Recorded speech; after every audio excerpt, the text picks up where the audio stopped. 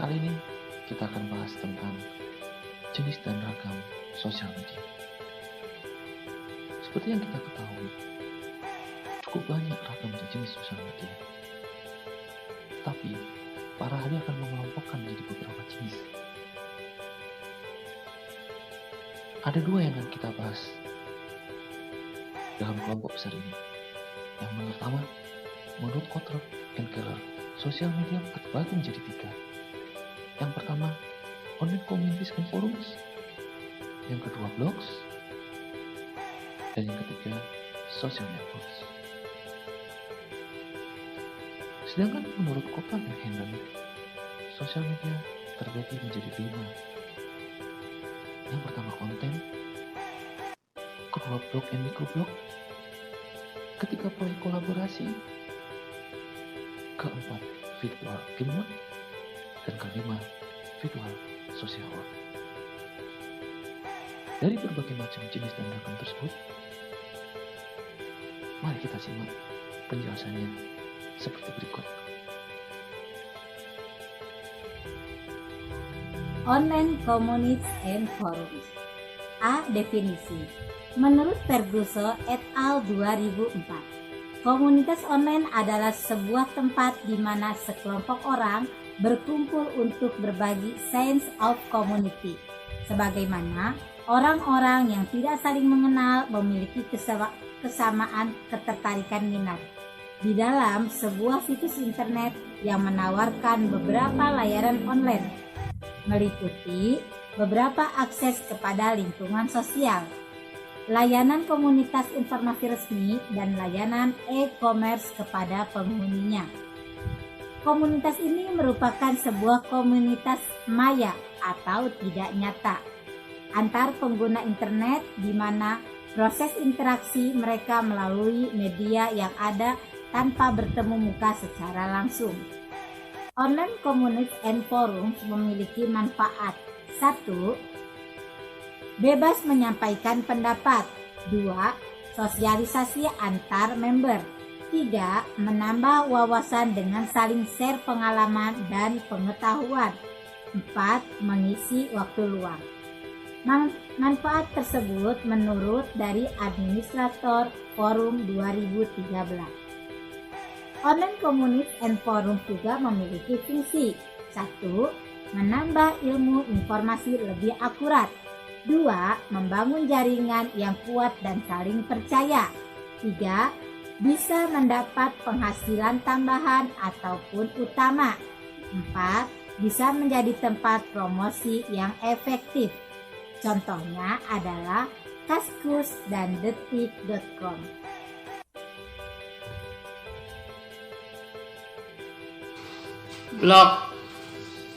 Blog adalah bentuk aplikasi web yang berbentuk tulisan-tulisan pada sebuah halaman web. Tulisan-tulisan ini seringkali dimuat dalam urutan isi terbaru dahulu sebelum diikuti isi yang lebih lama, meskipun tidak selamanya demikian.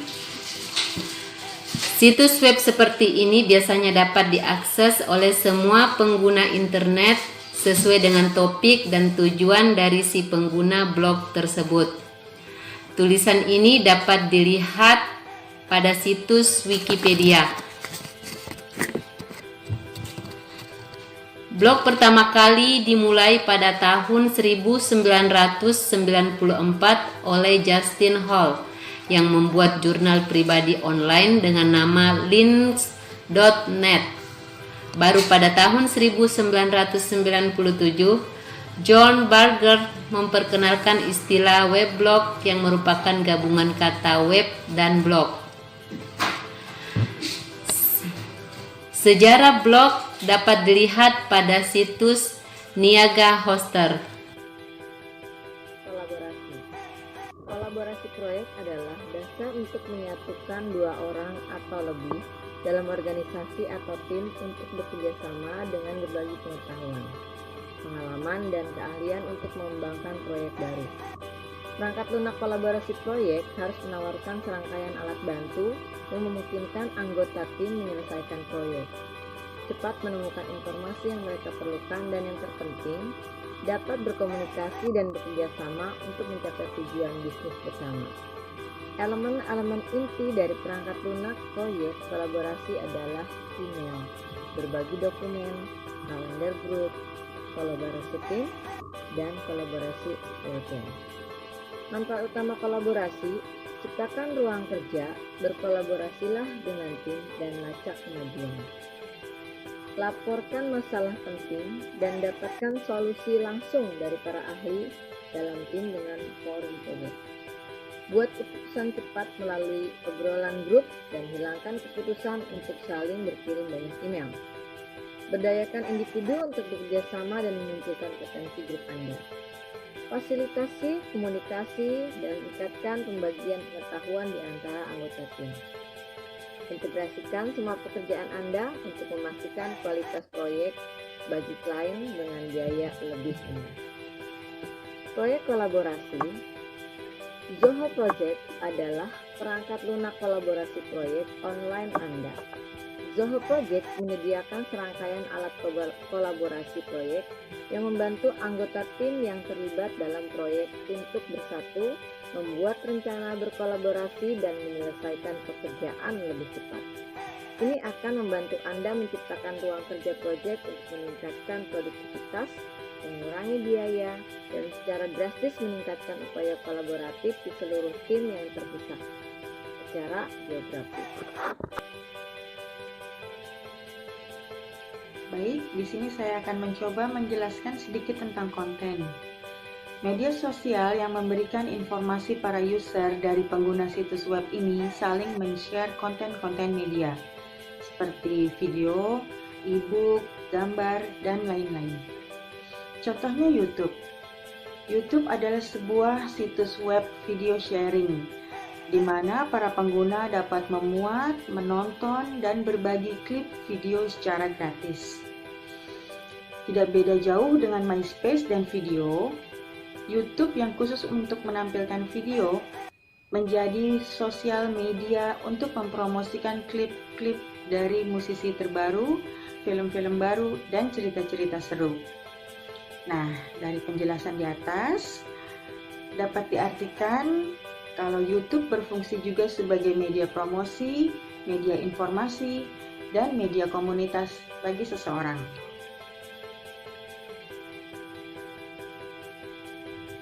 Virtual Game World atau dunia permainan virtual merupakan replikasi lingkungan 3 dimensi di mana user atau pengguna bisa muncul dalam bentuk avatar-avatar yang diinginkan dan dapat berinteraksi dengan orang lain selayaknya di dunia nyata.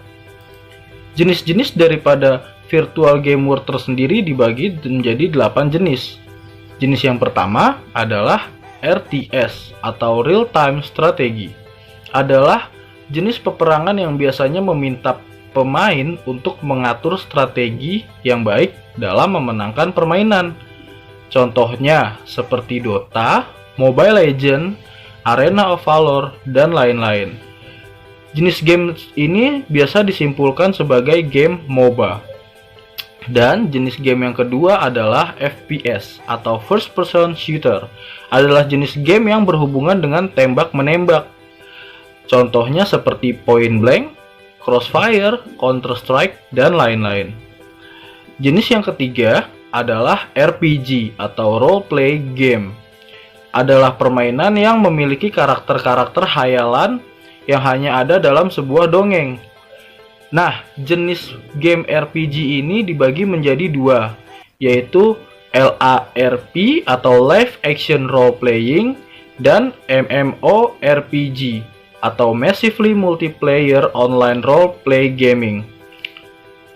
Jenis yang pertama yaitu LARP atau Live Action Role Playing ini adalah game RPG yang permainannya hanya digunakan oleh satu orang dan bersifat adventure atau petualangan.